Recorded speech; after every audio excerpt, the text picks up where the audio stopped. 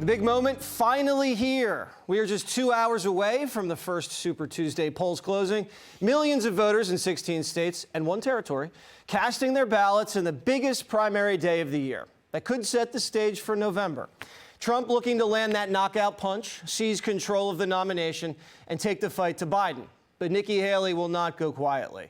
She hopes tonight she can change the momentum and keep her campaign alive. Trump and Haley getting their final jabs in at each other, with the former president saying it's time for Nikki to pack it up. There's no path for her to win. Whether she likes hearing that or not, there's no path for her to win, no matter what. Now, today, I should win, hopefully, every state. I wish Nikki the best, but she stood up and many, many times said, I'd never run against our president. He was a great president. I would never run. And then she ran. Our party has to come together because we have to beat the Democrats, and they play dirty. I have beaten Biden in every poll taken for the last 3 months. She loses to Biden in the polls. But Nikki Haley says she's ready to make her final stand.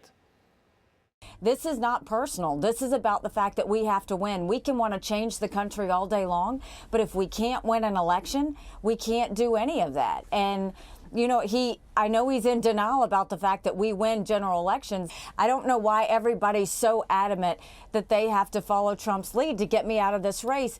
You know, all of these people deserve to vote. Judge Jeanine Pirro, after tonight, what is Nikki's strategy? I don't know that she has a strategy. And in fact, I would think that she would be terribly disillusioned after all this. And what's amazing is she just said, you know, that Trump can't beat Biden, which is amazing because yesterday we talked about the poll from the Wall Street Journal and Fox and CBS and the New York Times saying that Trump was beating Biden. And the truth is that, you know, when you think about it, 6 months ago, right? Donald Trump is under 4 indictments. Everybody said, oh, it's over. It's not going to happen. Well, here we are on Super Tuesday. It looks like he's going to take the night. You've got Nikki Haley, who lost in her own state. She seems to be delusional, saying, I don't know why everybody is so adamant they have to follow Trump's lead to get me out of the race. No, Nikki, the truth is the people don't want you in the race because you're not winning anything. You lost your own state. And I think she also lost uncommitted in one of the states or caucuses. But the truth is that Trump is on his way to lead. He had a huge victory yesterday in the Supreme Court, and he beat her in her own home state. And it's now a two-person race. It's Trump and Biden. And all of the momentum right now is on Trump's side. Are you looking for anything in particular as a Democrat tonight on Super Tuesday, Jessica? Yeah, a few things that stand out as being interesting. I certainly think that this will be another big night for Donald Trump. We've seen that consistently. Iowa, New Hampshire, Nevada, South Carolina, and it'll be the same here. But what everyone's paying attention to, from Democrats to Donald Trump supporters, is what are the Nikki Haley voters going to do? They exist. They're coming out in primaries. And a lot of them are saying, we won't be happy if Donald Trump is the nominee. And the question, and this will apply to both parties, who's coming home in the biggest ratios, right? What Democrats right now are saying, Biden's too old, I'm not into it, I'm voting uncommitted, et cetera. Are they going to come home? And then these affluent, college-educated suburbanites, you know, we'll look at Virginia, where Donald Trump hasn't performed particularly well, obviously, in 16 and 20, but are people like that going to come home because maybe they like his policies better? They've had 4 years of Biden. It's not their favorite thing, et cetera. But there's all sorts of down ballot races that are super interesting and ballot initiatives. And there's one, Judge, I think you'd find really interesting in San Francisco. Their Mayor London Breed is supportive of this, to put surveillance cameras outside of stores that the police can do this, that use facial recognition technology. George Gascon, the DA in Los Angeles, has 11 challengers up against him. So a lot of the conversations that we're having about crime in the country will be on the ballot. And I think that'll be interesting to look at, too. And the Republican Party needs to consolidate eventually. Yeah. How graceful do you think the former president has been so far? Well, I think you saw one Donald Trump in Iowa in terms of being very conciliatory and let's all get along and everything is great. And then in New Hampshire, he was like, she's absolutely the worst and a total loser. And that dress was really cheap. Yeah, it's terrible. But I think, you know, here's the election is 8 months from today. So there's time. But I do think after tonight, it is not without question that we will likely be saying that Donald Trump is a presumptive nominee, Yeah. which is something that has not happened until after Super Tuesday. That's a foregone conclusion. But how he says she can't beat Biden in the polls, that's not what those same polls say, is that she could. But she's not going to be the nominee. Okay, so then what do you look at? I do think it's very interesting to think about, will a third-party challenger come forward and actually be viable? You've had RFK Jr. on your show. He does take away a little bit from Biden, a little bit from Trump. So is that actually going to be an option for people? I don't know. My gut says no. But I also think that it's 8 months from today. So whatever we're dealing with today is not going to be the same exact set of circumstances and news and everything that we're dealing with in 8 months. So I'm happy to let it play out. I love election time. I'm not in a rush to get to November. I want to see how it goes. And only one person around this table likes election time more than you. Bill Hemmer. Bill, what are you looking for tonight? Depends on the night, I guess. Sure. Good to be with all you, and I agree with everything you're saying. I hope Greg's having his favorite cocktail wherever he is at the moment. I always think elections have a way of clarifying things. They crystallize the moment, whether it's the candidate, whether it's the issue, whether it's the actual race itself. And I think, Judge, to your point, that's what's going to happen tonight.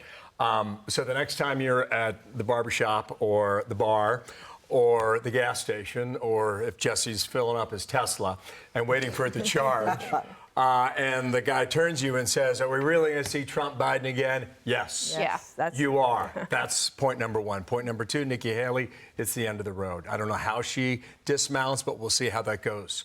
We know she has, at least according to last night, she has no events past today, and she has no ads planned past today either. For Donald Trump, he's had another good week, whether it's in the court or whether it's on the stump. He's had another good week. And next week is Georgia. And we heard today that both Trump and Joe Biden will be campaigning next week in Georgia. In terms of momentum, Donald Trump has had a lot of good breaks in the courts. He's had some fortunate news when it comes to Joe Biden, the Her Report. And do you think he's been able to capitalize on that momentum and still spend a large sum of money paying lawyers? Absolutely. I mean, Donald Trump is the original, entertainer. I mean, he's a guy who understands how to get people attracted to him. He knows what he's got to say, knows what he's got to do. I mean, he's got to pay lawyers, clearly. But at the same time, he's willing to go out there. You see him doing rallies. You see him doing interviews. You see him after the Supreme Court decision that comes out. He's out there at Mar-a-Lago and he's making a statement. I mean, Joe Biden, the guy he doesn't come out. He doesn't do interviews. So Donald Trump has a lot of earned media. The media is attracted to him, and he is using that to his advantage. Excuse me, Jessica, and I'm not saying this in a sarcastic way, but we do want to get to Bill about the big board. There's something you wanted to show us. Oh, I did. I guess I'll just make it up out of thin air or draw it on a piece of paper. They were telling me you had something that you needed to tell the audience about the big board and things you were going to be showing people tonight. Excellent. I can riff on that for a second here. It's a very fancy way of cutting me off. Why don't you just tell me what you're trying to say? What I want to tell you and you at home is that's why you got to watch at 7 o'clock tonight, because we're coming in real time. That's my best answer. The one thing I left out is like how elections crystallize moments, right, in candidates. There's going to be a lot of parsing of the numbers on the Democratic side. Whether it's in turnout in certain parts of the state, of the country, or within certain states themselves. And I don't think tonight we'll have a full picture of that, but over the next 24 and 48 hours, we're going to be looking really deep into that data, and we'll know some things. Yeah. I think the other thing is when President Trump comes out tonight, whatever the tone is, people bake that in. That is what it is.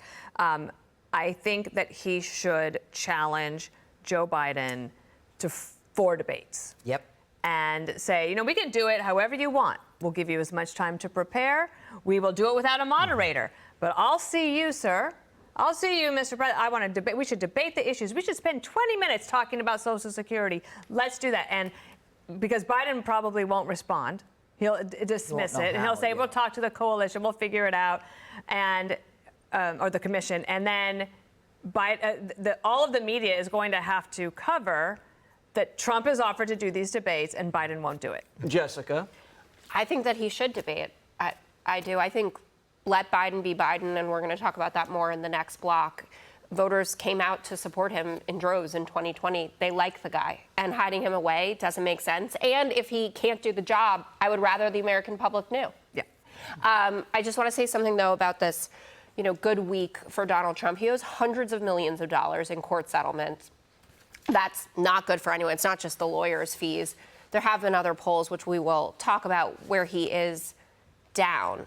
But the third-party thing that Dana brought up is really important, because there are, at least if Nikki Haley, she said she's not going to go no labels, and they're really the ticket that you need to be on because they have the ballot access that RFK Jr. doesn't. There are things called sore loser laws all around the country, I think in 8 states, which would prohibit her from being on the ticket and doing it that way. It doesn't mean there isn't some workaround. Lawyers are very good at these things. But when she comes out and says, I'm a Republican, and if I have to work for a Democrat, with a Democrat, I'm But not she going to get already said she's not doing that. I know, but a lot of people, she says a lot of things, and then there's... I think she's pretty consistent. Oh, well, she's flip-flopped on what she thinks of Donald Trump about 50 times. Okay. Thank you, Jessica. Jesse, I was thinking I could draw something over here. Yeah, draw the big board. In the B block, we're going to do a rendition of the country.